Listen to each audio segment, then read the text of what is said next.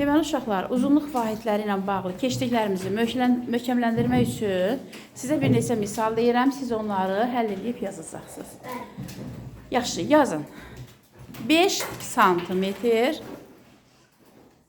5 santimetr çıxılsın 27 metr.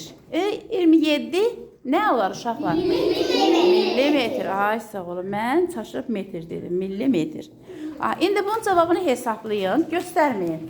Mən gəlib soruşanda necə hesabladın, onu mənə izah eləyərsiniz. Buyurun.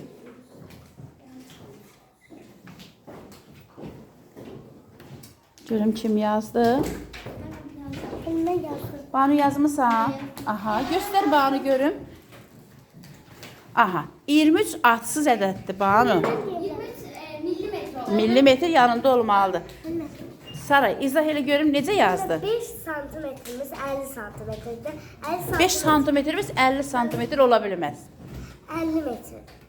50 millimetr. Bəli, 50 millimetrdir. Sonra 50 millimetrdən çıxılır 27 millimetr, eləyir 23 millimetr. Aferin, doğrudur. Daha kim yazdı? Aha, neçə yazmısınız uşaqlar? 23 Aha, kim 23 yazıbsa düz yazıb. İndi yazıram, deyirəm uşaqlar. Yazın. 8 santimetr 8 santimetr çıxılsın 69 millimetr. 69 millimetr. İndi hesablayın görüm necə hesablayırsınız, cavabı mənə izah edəsiniz. Aha. Zəhra izah elə. 8 santimetr 80 millimetrdir. 80-dən 69-un çıxanda 11 millimetr. 11 millimetr. Millimetrin yanında yazmısan, yazmısan.